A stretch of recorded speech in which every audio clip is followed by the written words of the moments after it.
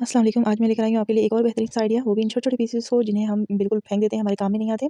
ये fancy dress में से निकले हुए छोटे-छोटे पीसेस हैं। अक्सर हमारे फैंसी ड्रेस ऐसे होते हैं जिनमें से लॉन्ग पीसेस नहीं निकलते। इस तरह से बिल्कुल छोटे-छोटे कट पीसेस साइडों से निकलते हैं, तो उन्हें हम किस तरीके से रीयूज़ कर सकते हैं। ये वीडियो आपके लिए बहुत ही ज़्यादा यूज़फुल होने वाली है, तो फुल वॉच कीजिएगा। ये देखें, इसमें से अक्सर जो ये सारे पीसेस होते हैं मैं दिखा रही हूँ, बिल्कुल आड़े-तिरछे से हैं, कोई भी सीधा पीस नहीं है। ये देखें इस तरह से, बस ये शॉर्ट से छोटे से पीसेस हैं। अगर ये लॉन्ग पीसेस निकलते हैं तो हम बेबी फ्रॉक्स वगैरह ईज़िली बना लेते हैं, लेकिन जो इस तरह के छोटे-छोटे पीसेस होते हैं वो हमारे यूज़ में नहीं आते। बस ये 2 स्टेप्स थी जो थोड़ी-सी एक जैसी थी, बाकी की सारी आड़ी-तिरछी हैं। ये देखिए मैं आपके सामने सारी आपको दिखा रही हूँ, तमाम की तमाम आड़ी-तिरछी हैं। इन्हें हम किस तरह यूज़ कर सकते हैं। जिस तरह का ये नेट का फैब्रिक है, आप चाहें तो इसमें से फ्लावर्स निकाल कर भी यूज़ कर सकते हैं। सिंपल ड्रेस लें और उसपे सारे फ्लावर्स पेस्ट करके भी आप एक अच्छा न्यू ड्रेस बना सकते हैं। बट मैं इसी को यूज़ करके आपको ये दिखा रही हूँ कि आप इस तरह के जो पीसेस होते हैं, फैंसी पीसेस, और प्यारे भी बहुत होते हैं, तो उन्हें आप इस तरीके से यूज़ कर सकते हैं। ये इसके लिए आइडिया है कि अक्सर आपके ड्रेसेस होंगे जिनमें से इस तरह से आड़े-तिरछे पीसेस बच जाते हैं, तो आप उन्हें किस तरीके से यूज़ कर सकते हैं। ये मेरे पास 2 ड्रेसेस थे और 2 ड्रेसेस में से बचे हुए कट पीस हैं। आइडिया देने का मकसद ये है कि आप ये कहेंगे कि ये तो 2 पीसेस में से 2 ड्रेसेस में से निकले हैं, तो काफ़ी सारे पीसेस होंगे। तो अब मैं ये जो ड्रेस बनाऊँगी ये कम से कम 3 से 4 साल की बच्ची का होगा, और अगर आप कम पीसेस हैं तो आप छोटी बच्ची का भी बना सकते हैं। ज़रूरी नहीं है कि उससे आप बड़े ही बनाएँ। ये देखें इस तरह से ये तमाम पीसेस को मैं इस तरीके से रख रही हूँ कि वो चौकोर से बन जाएँ। यानी कि कोई आड़ा है, कोई तिरछा है, तो उनकी डायरेक्शन में इस तरह रख रही हूँ कि पीसेस तो थोड़ी-सी चौड़ाई में आ जाएँगे। देखें, मैं तमाम इनके कोने कवर्स कर रही हूँ। ये एक-एक पीस मैं आपको दिखा के इसलिए सेट कर रही हूँ ताकि आपको अच्छे से समझ आ जाए कि आप इस तरीके से सेट कर सकते हैं। ये फिर एम्ब्रॉयडरी हुई हुई स्टिचेज़ लगाएँगे तो इसमें स्टिचेज़ दिखने नहीं है। ये देखिए अब मैं करीब करके आपको दिखा रही हूँ। जो इस तरीके से गोलाई से कटे हुए हैं, हम उन्हें भी इस तरीके से सेट कर सकते हैं। ये देखिए एक पीस मैंने वहाँ सेट किया, उसमें फिर वो चौड़ाई नहीं आनी थी, इस वजह से मैंने वो उस तरह रखा कि उसकी लंबाई और चौड़ाई थोड़ी-सी मुकम्मल हो। ये देखिए सारे पीसेज़ अलग हैं। अब इन्हें मैंने एक दूसरे के ऊपर रख कर मैंने पिन अप कर दूँगी ताकि ये मुझे भूले नहीं कि कहाँ से स्टिचेज़ लगाने हैं। इस तरीके से एक दूसरे के ऊपर रख कर मैं इस तरह सारे पिन अप करके इन पे स्टिचेज़ लगा लूँगी। यानी कि सारे जॉइंट्स को मैं जोड़ लूँगी, बड़ों को एक साथ जोड़ूँगी और छोटों को एक साथ जोड़ूँगी। ये देखिए मैंने ये तमाम पीसेस को जॉइन कर लिया। पहले बड़े पीसेस मैंने जॉइन किए हैं और साथ में छोटे पीसेस भी जॉइन किए हैं। अब देखिए हम इन्हें किस तरीके से बनाएँगे। हम बड़े सारे पीसों को एक साथ कर लेंगे और छोटे पीसेस को एक साथ कर लेंगे। यानी कि हम एक तरीके की ये लाइनिंग बना लेंगे। ये देखें सारे। अच्छा, ये वर्क हुआ हुआ है, इस वजह से इसमें जो स्टिचेस वगैरह आपके हुए होंगे वो नज़र नहीं आएँगे सिलने के बाद। वो बिल्कुल एम्ब्रॉयडरी ही लगेगी, क्योंकि जब ड्रेस की फाइनल लुक आएगी तो बहुत ही खूबसूरत लगेगा। ये देखें। अब जो छोटे-छोटे इक्वल पीसेज़ आ रहे हैं वो मैं इस तरह से मिला लूँगी, फिर जो कटिंग की ज़रूरत पड़ेगी तो हम इसे बाद में कटिंग कर लेंगे। और ये जो बड़े वाले पीसेज़ हैं इन्हें मैं एक रुख में कर रही हूँ। ये जो चौकोर आप ऊपर देख रहे हैं चौड़े से पीसेज़, और ये लॉन्ग से पीसेज़ हैं। उसके अलावा ये एक और चौड़ा-सा पीस था, ये काफ़ी आड़ा-तिरछा था, इसे भी हम इस तरह से करके सेट कर लेंगे। ये देखें, इसके ऊपर रखने से ये देखें अब ये भी एक बन जाएगा एक पीस, ये भी काफ़ी बड़ा है, इस वजह से हम इसे ऊपर की तरफ रखकर बड़े पीसेज़ के साथ स्टिच कर लेंगे। इस तरह ये देखें, ये बड़े वाले पीसेज़ एक पूरी लाइन बन जाएगी और ये छोटे पीसेज़ की पूरी एक लाइन बन जाएगी, और इसमें भी थोड़ी हमें ज़रूरत पड़ेगी, तो ये छोटे-छोटे मेरे पास पीसेज़ और भी हैं जिनके जॉइंट्स हमने लगा लिए थे। इन्हें हम छोटी वाली पीसेज़ वाली लाइन में हम एडजस्ट कर लेंगे, यानी कि स्टिच करके मैं आपको फिर इसकी मेजरमेंट बताती हूँ कि ये टोटल कितनी बनेगी। ये देखें इस तरह से जहाँ-जहाँ मुझे जिस तरह ज़रूरत पड़ेगी उस तरीके से मैं इसे कंप्लीट कर लूँगी। अब ये मैंने सारी स्टिचिंग कर ली। अब मैं आपको दिखाती हूँ ये कुल कितनी इसकी मेजरमेंट बनी है। देखें कितना लॉन्ग पीस बन गया मेरा। ये देखें इसके ऊपर क्योंकि एम्ब्रॉयडरी इस तरह की हुई थी, ये देखें पूरे स्टिचेज़ लग गए हैं। लेकिन ये सामने से बिल्कुल भी नज़र नहीं आएगा कि आपके स्टिचेज़ वगैरह लगे हैं, क्योंकि इसके नीचे इनर भी लगेगी। लाज़मी बात है, तो फिर तो ये बिल्कुल भी नहीं दिखने। ये देखें 18 इंच पे डबल फोल्ड में, और ये ऊपर से 5.5 इंच पे आ रहा है। और ये लॉन्ग वाला यानी कि जो ये ज़्यादा बड़े वाला पीस है, ये देखते हैं ये कितना बना हमारा। ये डबल फ़ोल्ड में ये 22 इंच पे बना, और इसकी चौड़ाई है 9 इंच तक। देखिए ये आराम से ईज़िली ये फ्रॉक बनाना चाहें फ्रॉक बन सकता है, ड्रेस बनाना चाहें ड्रेस बन सकता है। जिस तरह का हम बनाना चाहें उस तरह का ये ड्रेस हमारा ईज़िली बन जाएगा। अब ये छोटे-छोटे और पीसेज़ हैं जो इनर के लिए हम यूज़ करेंगे। अब इन्हें देख लेते हैं हम किस तरीके से बनाएँगे। ये देखिए हमारे ये साइडों से निकले हुए पीसेज़ हैं। हालाँकि हमें लंबाई में लेना होता है, लेकिन मैं इसे चौड़ाई में लूँगी ताकि हमारा ड्रेस कंप्लीट हो जाए। ये 15 इंच पे इसकी लेंथ है। अब मैं इसे इस रुख पे मोड़कर और इसके ऊपर से मैं इनर कट कर लूँगी इस तरह से। ये मैं 5 इंच शोल्डर ले रही हूँ, 5 इंच के लिए मैं आर्म होल ले रही हूँ। इस तरह से सारी कटिंग हम कर लेंगे।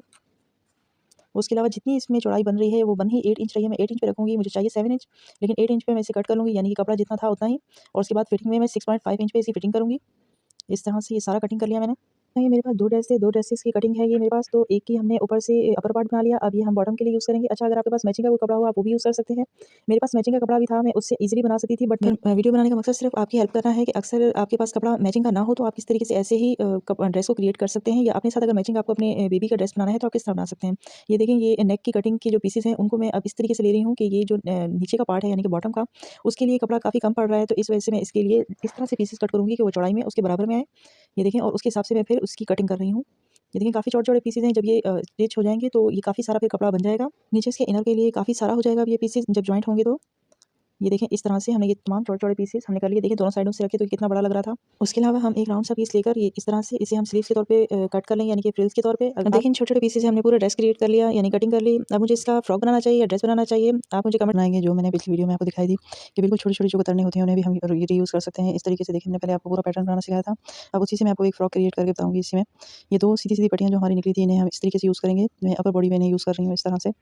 ये देखें 2 पीसेस को हम इस तरीके से रखेंगे, सेट करेंगे और सेंटर में से हम इसे स्टिच करेंगे। साइड से जो एक्स्ट्रा कपड़ा निकल रहा है उसे हम कट कर लेंगे इस तरीके से शोल्डर वाली जगह से।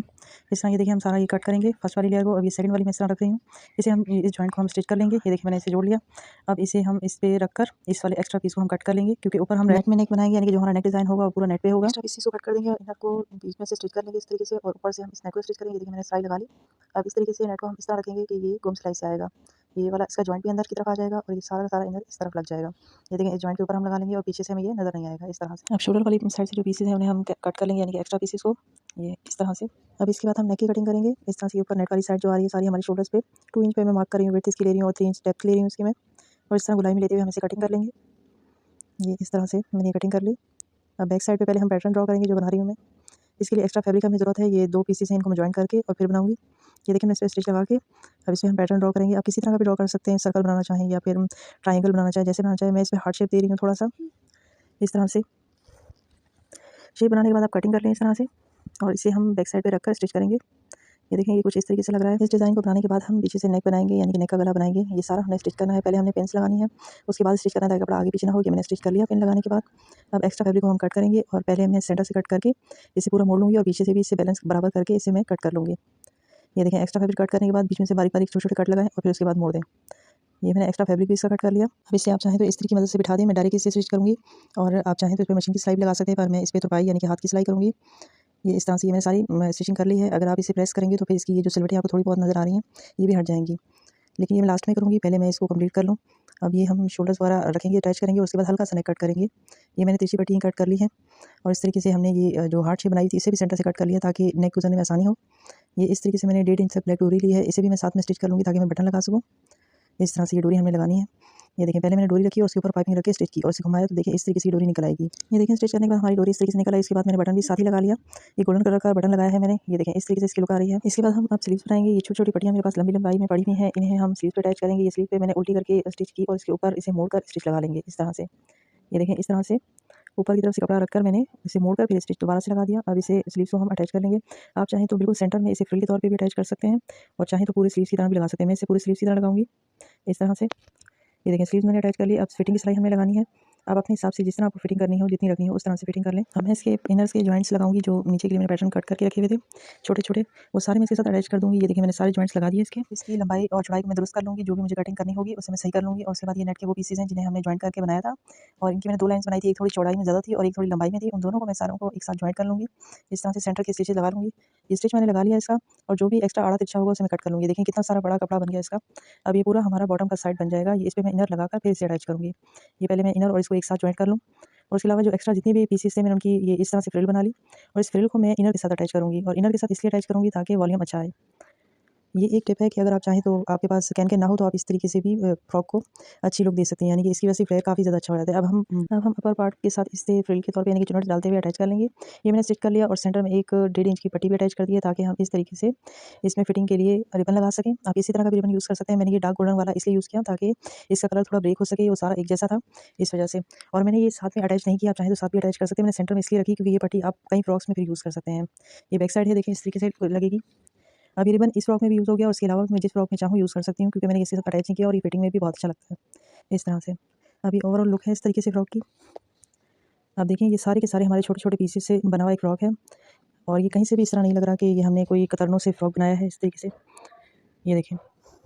आपको ये फ्रॉक कैसा लगा? आपको ये आइडिया कैसा लगा? अगर आपको ये पसंद आया हो तो वीडियो को लाइक ज़रूर कीजिएगा। न्यू आए हैं तो चैनल को सब्सक्राइब कीजिएगा, ऐसे ही मज़ीद अच्छे आइडियाज़ के लिए। और इसके अलावा अगर आपको कोई भी चीज़ जाननी हो या पूछना हो तो आप कमेंट में ज़रूर पूछ सकते हैं, मैं उसका जवाब दूँगी। और जिसने भी ये पहली वीडियो नहीं देखी, जो इसकी फर्स्ट वीडियो थी, तो उसका लिंक मैं डिस्क्रिप्शन बॉक्स में लगा दूँगी, आप चाहें तो वो भी देख सकते हैं। उसको देखने के बाद आप ये वीडियो देखेंगे तो आपको अच्छे से समझ आएगा कि इस ड्रेस को हमने किस तरीके से क्रिएट किया था, क्योंकि उसमें मैंने सारे जॉइंट्स लगाना सिखाया था। मिलते हैं किसी न्यू आइडिया के साथ, तब तक अपना ख्याल रखिएगा। अल्लाह हाफ़िज़।